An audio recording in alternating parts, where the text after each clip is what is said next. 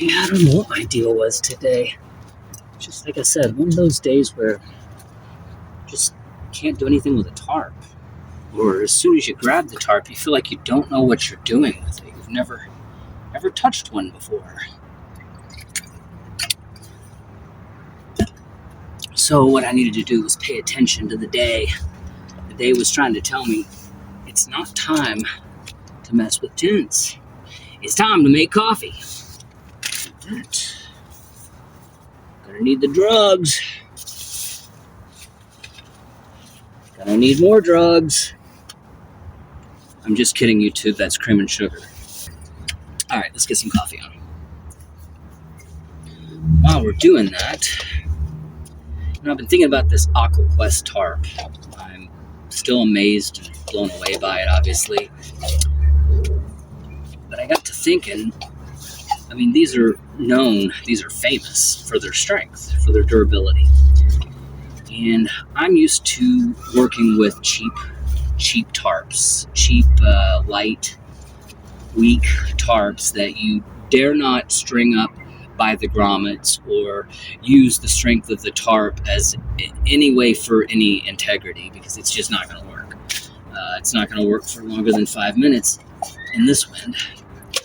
So I got to thinking I caught myself getting concerned about, worried about the tarp. Like, do I dare use it in high winds? And I'm like, dummy, that's what it's for. I mean, that's what the whole point of this is protection. So I need to go out and do a wind test and make sure, because if it is gonna fail, I want it to fail here where it's no big deal before I get out there where it matters.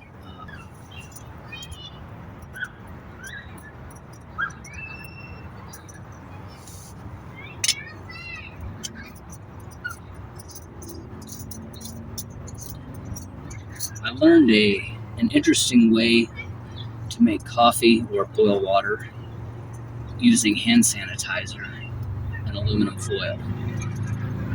I'll definitely be showing you that sometime, because I did the math on it, and turns out hand sanitizer from the dollar store is a hell of a lot cheaper than isobutane from Walmart. So just do that math.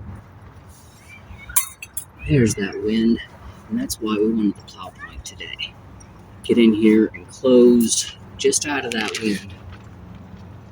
But what I was saying about the tarp was, I generally, because I'm used to working with lightweight tarps, I generally will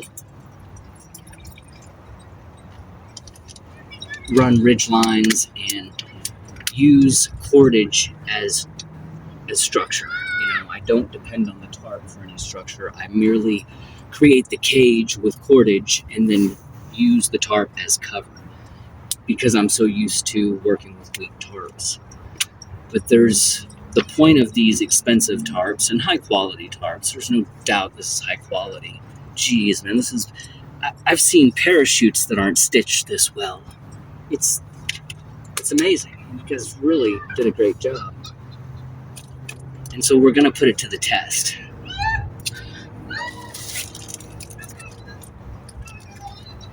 Let's measure some water. I guess that's funny, I don't know. I meant to measure my water first. I don't want to boil any more water than I need for a cup of coffee, right? So, let's only boil enough water for coffee. It's not just the tarp, it's everything I've touched today. I'm off, Everybody has those days where you're off. Some days you're on, some days you're not. And today, I am not. minutes. All good. All good. All good.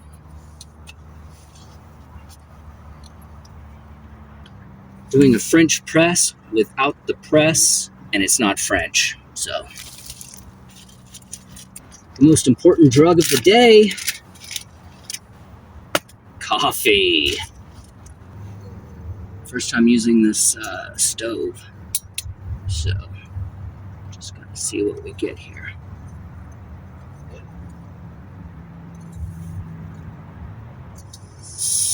Ooh.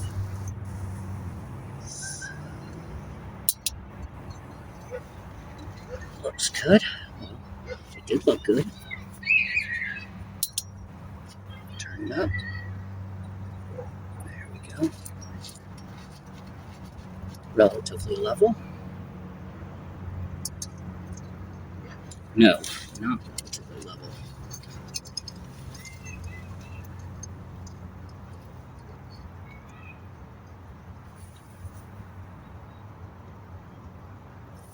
That'll do.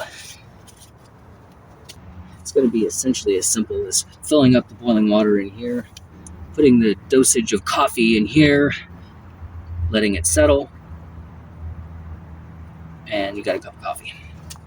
At least that's the way it looks on paper. We're going to find out real quick.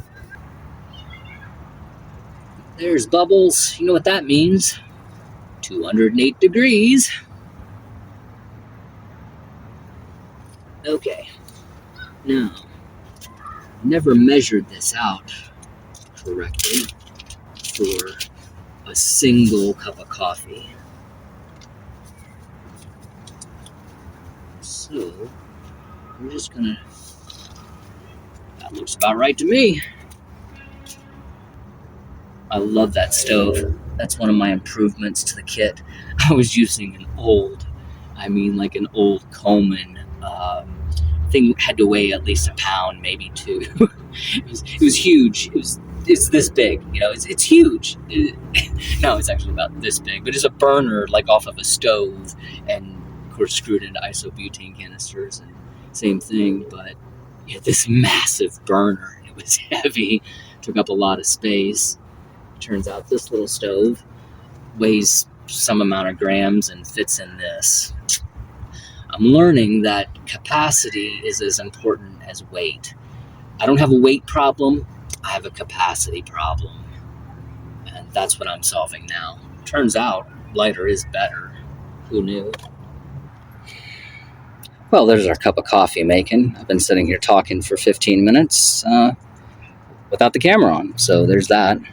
It's as I said in that video, it's one of those days where everything I touch becomes a problem. Okay, how about now? How you like me now? There's your cup of coffee. Not bad, not bad. Not bad at all. Anyway, phone was full. Forgot to delete videos from yesterday's video. After the kind of day I've had, it's odd because before I came out, I was watching one of Loaded Pickle's videos, and I noticed that he's having a bad day in this video, a really bad day in this video. In fact, he broke his phone for the who knows how manyth time, and chair's sinking in, and he was just having a bad day, and he's someone that reminds me of myself as far as the aggravation being the thing that is here to torment me. It's always been aggravation. Mine's not so much anger as it is aggravation and frustration. That's my thing to overcome here. But anyway, watching Pickle's video after he broke his phone, I've watched him for long enough that I've seen how many phones he's went through, just the day in, day out that he's experiencing. And I hate to see him suffer that way. I wish I could talk to him about organization, because I found one thing that helps with traveling, whether it's in an RV, whether it's on a bike, it doesn't matter. The more organized you are, the better your life will be. If you do not have a keen and highly organized plan process that you do everything you do daily by that plan. If you don't follow that and you can't keep your stuff organized, then you will constantly lose stuff. You will constantly break stuff. You will constantly be doing things that's causing yourself more heartache and aggravation and frustration. And with that level, I've watched other people who have that level of organization, and they have a system that works for them and they follow it. And by doing that, it prevents a lot of the chaos that, I hate to tell you, bud, you're causing a lot of it. You know, you're causing a lot of it. It's just the way it works. We cause a lot of our own frustrations. Even me today, I realized that sitting here, as soon as I touched the tarp, I realized, no, that's not going to work. It's not going to be a good idea to be messing with a tarp. I'm just going to aggravate myself even more. And at the end of the day, it's still not going to work out because it's just one of those days. So you got to recognize that, and you have to have a system in place for those kind of days. Mine is to not do it. Just not do it. Just put your hands up and walk away if you have to, but it's just not a day to do those things. That's all. And do. Well, with that being said, I'm going to take my own advice and realize that today is just not a good day for me to make a video. So I do thank you for watching this one. Stay tuned for the next one.